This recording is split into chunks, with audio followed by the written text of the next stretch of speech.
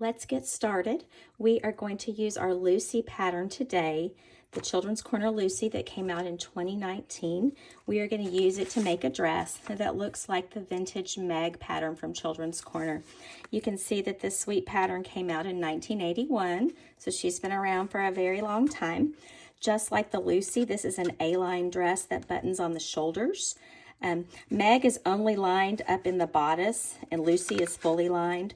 We are going to fully line ours, and we are going to modify some pattern pieces so that we can create this inverted pleat in the front and also one in the back. Such a sweet little dress. Check out the price that it was when it was first purchased. Anyway, it's been a while, but this is what we're going to make today.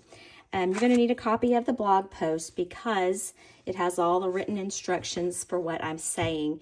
It's a good thing you're watching the video because I think the written instructions are a little wordy, and it's going to be good to be able to see what I'm doing as far as making these curves and lines and everything on your new pattern pieces. You're going to need everything that you would need for Lucy, your fabrics, piping, buttons, that kind of thing.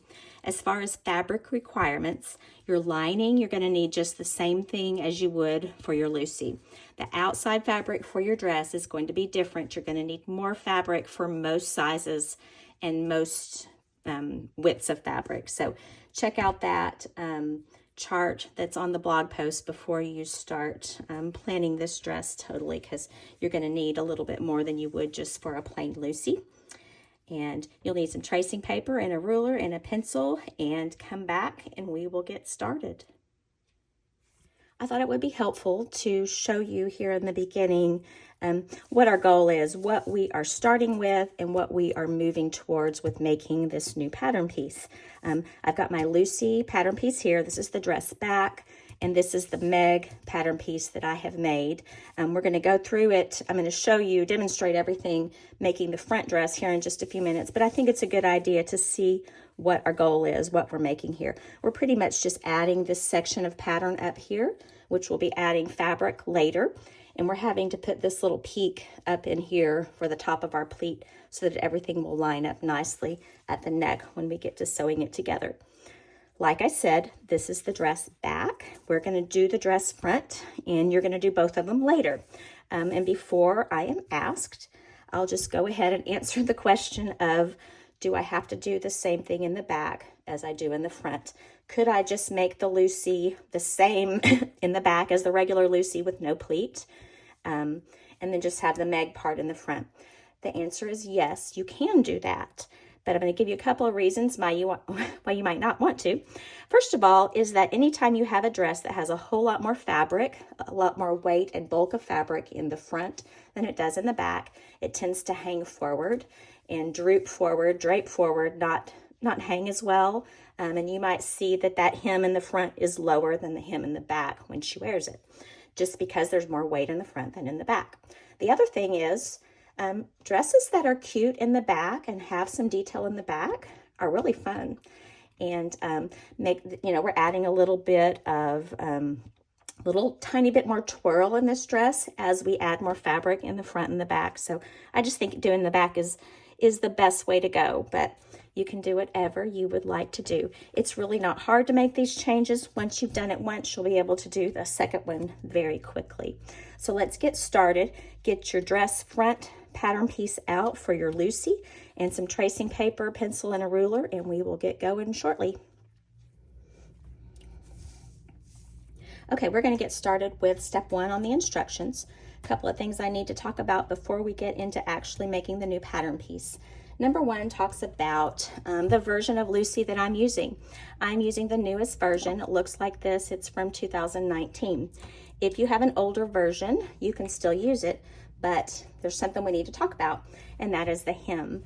The hem on the new version is stitched where you stitch the lining and the outside dress. You stitch the hem separately. On the old version, you will know that you stitch them together. It's a really neat, tidy finish. But for this actual dress that we're making today, we're going to have to hem them separately because we are going to cut the lining pieces out of the Lucy. We're not going to add any pleats up there. There's no reason to have pleats on the inside. Just would add bulk up at the top, and we don't need that for any reason. So that means that you're going to have more fabric on your new pattern on the outside than on the inside. So everything will have to be hemmed separately. So the new pattern has a seam, or it has a hem of 1 inch. And the old pattern has a seam allowance at the bottom of just half inch to 1/4 of an inch, depending on how it's folded under and everything. So what you might want to consider doing if you're using an older pattern is adding 1 inch to the length so that you will have a big enough hem and not lose the length of the dress. So you can do that at the length and shorten line by, spreading it out there. If you want to add 1 inch down here, that would probably work just fine to do it that way. So moving on to step number 2, you are going to cut out your lining fabrics for your dress front and your dress back out of the Lucy pattern as is. Set those aside. So number 3, I have a length of tracing paper here that my pattern piece will fit in just well. And first thing we need to do is draw a line across here that is going to be the fabric for our pleat. So it says on the instructions, for sizes 6 months to 3, we're going to add 3 inches. And for the bigger sizes, 4 to 6, we're going to add 4 inches. So what I've done is I've drawn a line 3 inches from the paper edge. Here's my line all the way across, just a parallel line to the edge. That's what I'm going to use as my new center front line. So go ahead and do that. And when you come back, I'm going to get a little bit more close up and we will talk about the next steps. So we're on step number 4 now. And I have already done step 4. I'm just going to show you what I've done. I have placed the center front of the Lucy dress along this line that I just drew. And I have traced all the way around the pattern piece so that I have a complete pattern piece lined up with the center at my line. And I have also gone ahead and done my pattern markings on here, my buttonholes. I have marked this line here, the new line that I drew earlier, as my center front line, and then I have all the other information that I need for the size and which pattern piece this is. So go ahead and take care of doing that. The next thing after you've traced everything out is to get a ruler, and this center spot right here at the neck, you need to make a dot 3 inches down, just like that. So that is step 4 and step 5. Go ahead and do all of those things, and we will be back shortly. We're at the part of this where the instructions get really wordy, and the video will really help, I think, show what we're about to do. So hopefully it'll be good going forward. Next is step number 6, and we are going to divide the space between the center front line, the first line that we drew. We're going to divide the space between here and the edge of the paper in half. So if I have a 3-inch space here, this is going to be 1.5 inches. 4-inch space would be 2 inches, but you're going to divide it in half and draw a line that's parallel to all of this halfway between. So I have just marked it and drawn it right along here. It doesn't actually have to go all the way to the bottom. It really pretty much just needs to be at the top of the pattern piece. And then you're going to label it pleat folded edge. Okay, so we have this line drawn, my pleat folded edge. Next thing we're going to do, I'm going to move my paper down a little bit. The next thing we need to do is extend our hemline at the bottom all the way out to the edge. So I'm just going to use a ruler to extend that line straight out. So that is easy at the bottom of the dress. Now at the top of the dress, we're going to need to make this peak right in here. So to get started with that, when we drew out the first part of the Lucy onto here, I had the words reading right side up. Now we're going to flip it over and we are going to line it up. So now my words are upside down, but we are going to line it up. Line up your neck edge here, and at the bottom you'll be lining up the hem edge. You're going to line it up right along this center front line that we drew before. And then once you've done that, let me put a few little weights on here to keep everything in the right place. But now I can draw my neck curve from this center front line up here to the point where the line for my pleat folded edge is. So that's what I'm going to do. Just this one little section peek up to there. And I'll show you what I have here. So there's my center front line, my pleat folded edge line, and then there's the curve going up just to that point. We ended with the pattern piece upside down and drawing this little curve right here. Next thing you need to do is flip it back over, and we are going to draw this curve. I've already done it, but that's what we're going to do. That's what you need to do next.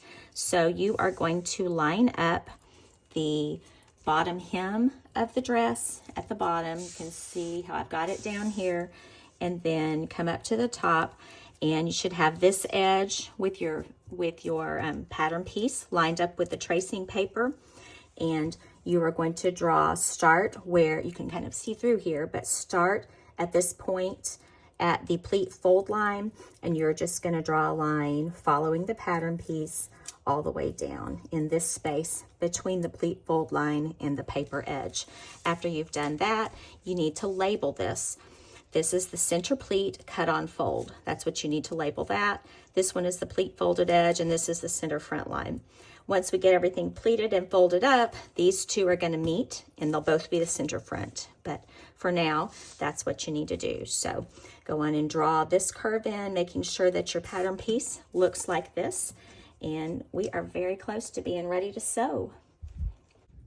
So the next step, we need to cut out your pattern piece. So I've got my front dress cut out here. I've got it folded right sides together for my dot pattern marking, because I'm actually going to sew this on the wrong side. So I need to be able to see where it is. So if I line everything up here, and you can see I've got my dot, which is right here at my center front line. As long as I have everything together, I am going to just stick a little pin in it, in my dot right there, to where it's going straight in the fabric. And then I can make the dot where I need it to be. Now, I'm going to put my pattern weight back over here just to get everything lined up. Now I also need to mark the top of this line, because I'm going to need to just go on and draw this line in. This is going to be the place where we're going to sew for our pleat. So I'm going to draw the top of the center front line here, and I'm also going to make a mark at the very center where we're calling the center pleat on fold. I don't need to worry about marking this line. It's going to fold up in the right place pretty much no matter what. So now that I have my dot and this line drawn, I can get my ruler. Got some extra paper floating around here, and I can just draw a line from that mark that I made at the center down to my dot. And so I've got everything folded now with right sides together, and I'm going to go to the sewing machine. Yay, we get to sew actually now. And we're going to start at the neck, and we're going to sew down to the dot, and we are going to back stitch here very well. And that's the first step of sewing. And once you get that done, come back and we will get to pleating. This is sewn from the dot all the way up into the edge. Now we are ready to just open it up. I'm going to turn it this direction, and this is how we're going to make the pleat.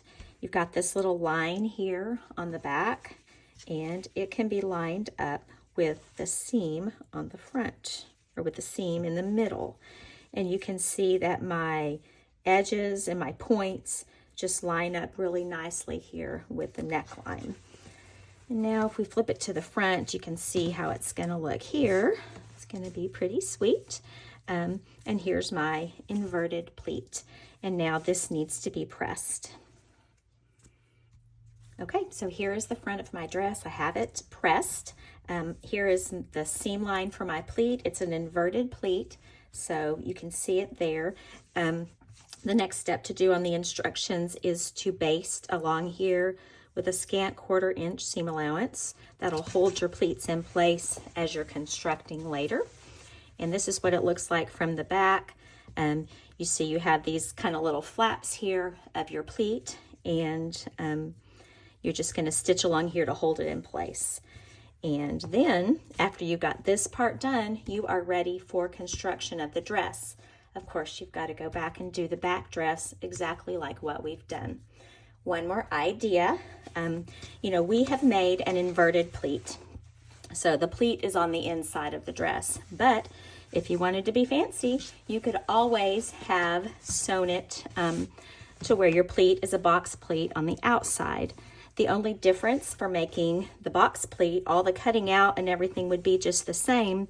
It would be that if you when you sewed your pleat, you know, your line from your dot to the neck edge, if you wanted to do that with the wrong sides together, that would give you, you know, sewing this pleat line right here, that would give you a box pleat in the front where you would have this look on the front rather than an inverted pleat. So either way would be really cute. So let's see what you can do. So go ahead, get everything pressed, basted, get your back done just like this, and continue with construction.